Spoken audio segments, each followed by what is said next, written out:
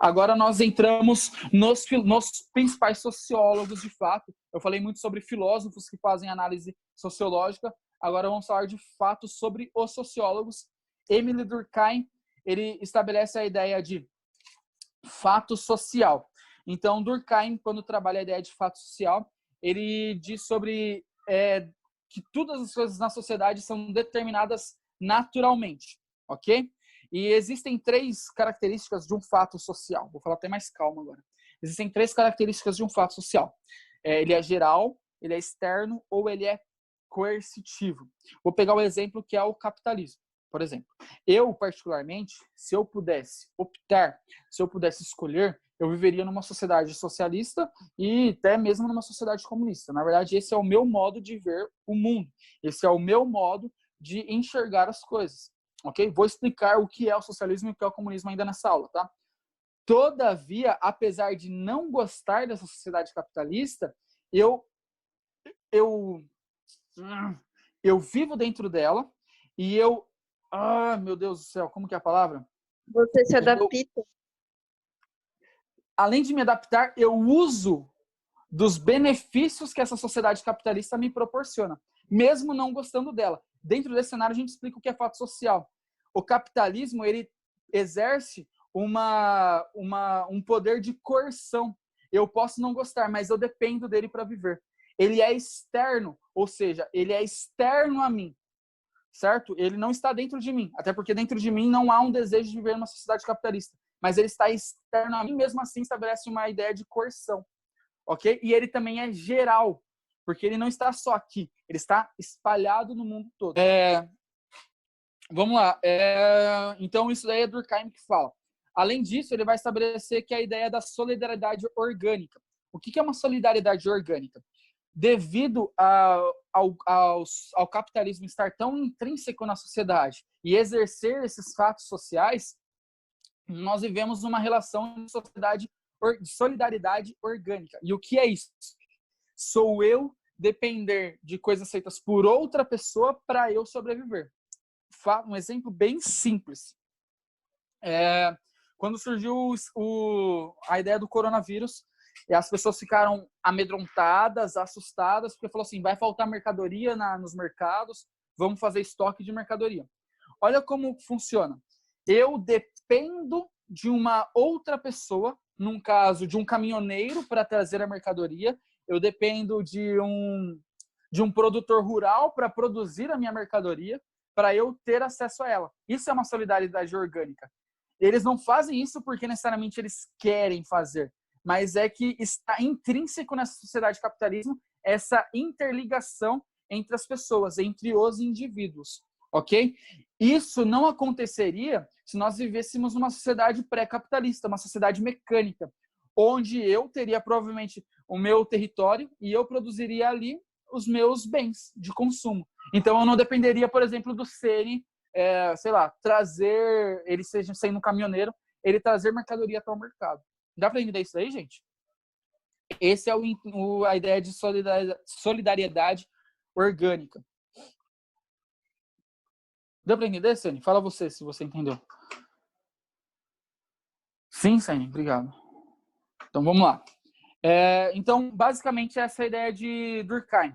Quando ele fala sobre fato social, ele também estabelece que tudo isso daí é determinado naturalmente, ok? Então, o ser humano, necessariamente, ele não modifica a natureza. Tudo isso foi determinado naturalmente. As coisas, elas vão evoluindo. Ele bebe muito de Comte. Então, ele fala assim sobre essa evolução da escada social, essa evolução da história social, ela vai acontecendo naturalmente no decorrer da sociedade. Então, não é necessário uma ação humana para mudar isso, mas sim que é algo natural que vai acontecer. Beleza? Agora a gente entra na ideia de Max Weber. Max, ao contrário de Durkheim, que fala sobre fato social, ele vai falar sobre ação social. E nessa ideia de ação social, o ser humano ele modifica sim a natureza. De acordo com Weber, nós temos 4 tipos de ações. Uma ação afetiva, uma ação tradicional, uma ação baseado em fins e uma ação que é baseado em valores. O que são essas ações e como elas modificam a natureza? A ação afetiva é baseada em sentimentos. Então, por exemplo, um exemplo, não que isso aconteça de fato. Vou citar o Ceni. O Ceni, por um momento da vida dele, ele permaneceu na igreja, ok?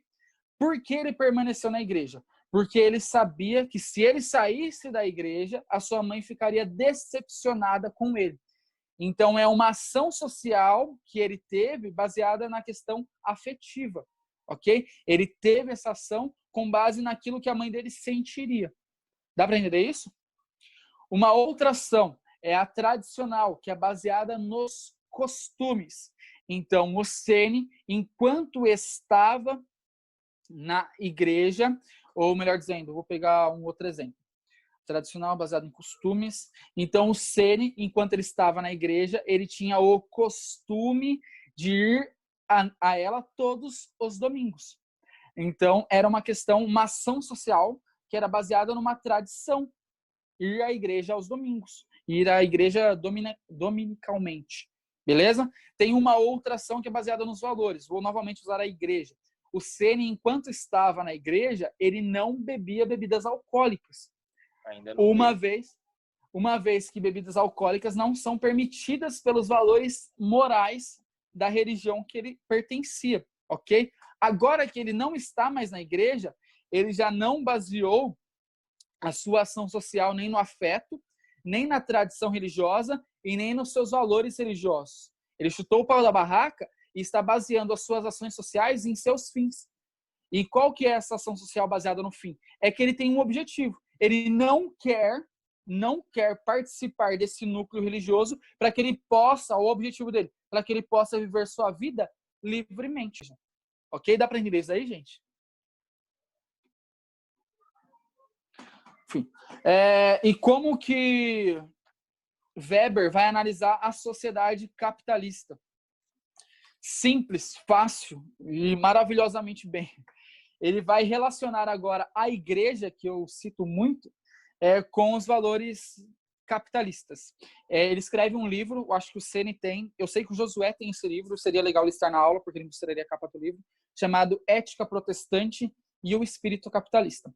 Quando ele fala sobre ética protestante, espírito capitalista, ele está pegando um tipo de religião, um tipo do protestantismo. Lembrando, nós tínhamos a Igreja Católica, essa Igreja Católica passa por um processo de reforma, essa reforma surgem as igrejas protestantes, com base em Martinho Lutero, surge o luteranismo, com base em João Calvino, surge o calvinismo.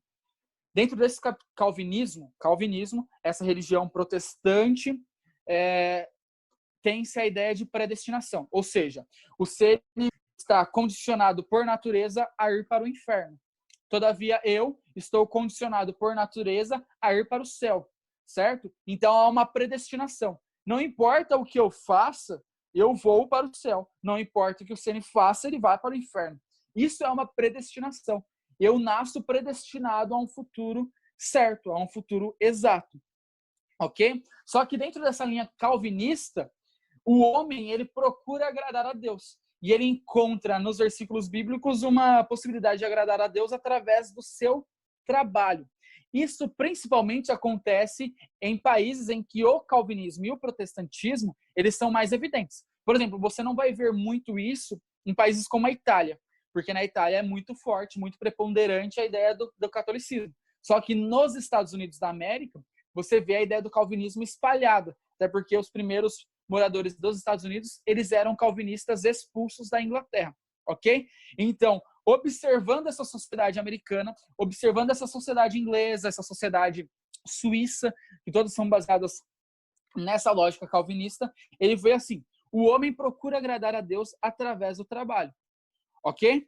E como que surge isso? Então, eu tenho a ética protestante, o trabalho agrada a Deus.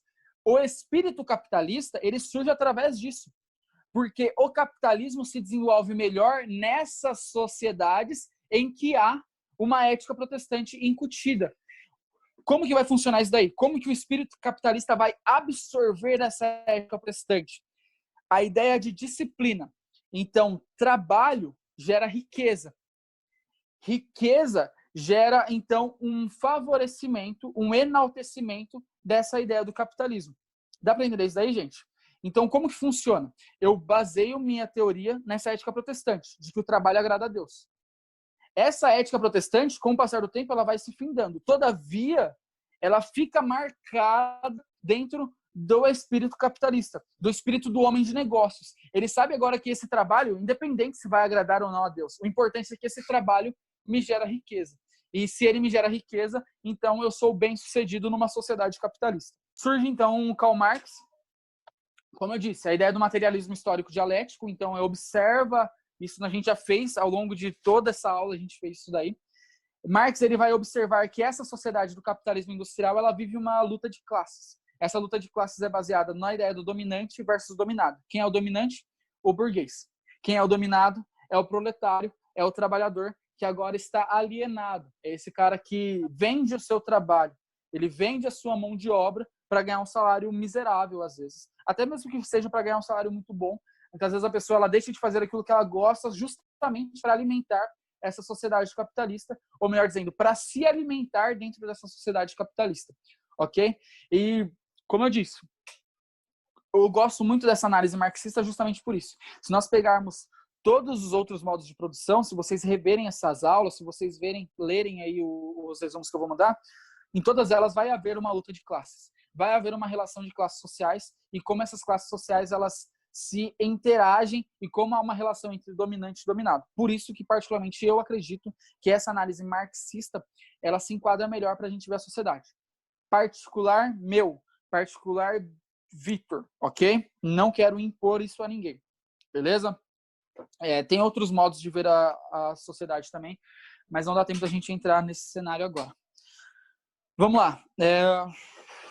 Então, luta de classes, Marx, é basicamente isso. O pensamento de Marx eu citei lá no começo, quando eu falo sobre materialismo histórico dialético.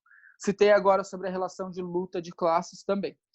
Então, nós encerramos agora o capitalismo industrial, iniciamos, então, a última parte da aula, que é o capitalismo financeiro.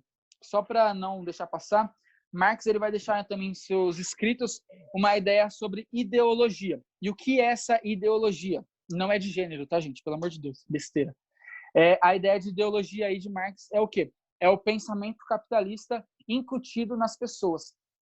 Então, aqueles que estão no domínio, aqueles que estão no poder, lembra que eu falei que a burguesia ela tinha um poder econômico, ela queria o poder político? Essa burguesia ela consegue o poder político. E através desse poder político, ela, por meio da ideologia, então ela consegue poder político, ela cria uma ideologia capitalista, obviamente, e essa ideologia capitalista é usada para manipular a mente das pessoas.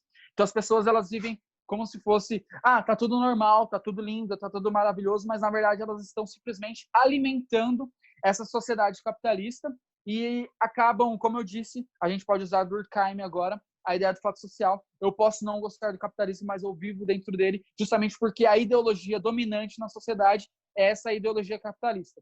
É a manutenção do status quo. Por que matérias como filosofia, sociologia, história são tão criticadas por governantes e por pessoas que querem manter essa ideologia? Justamente porque elas auxiliam o pensar crítico. E o pensar crítico faz com que você olhe para essa sociedade e fale assim, não, tem alguma coisa errada. Existe uma desigualdade social muito grande, ok?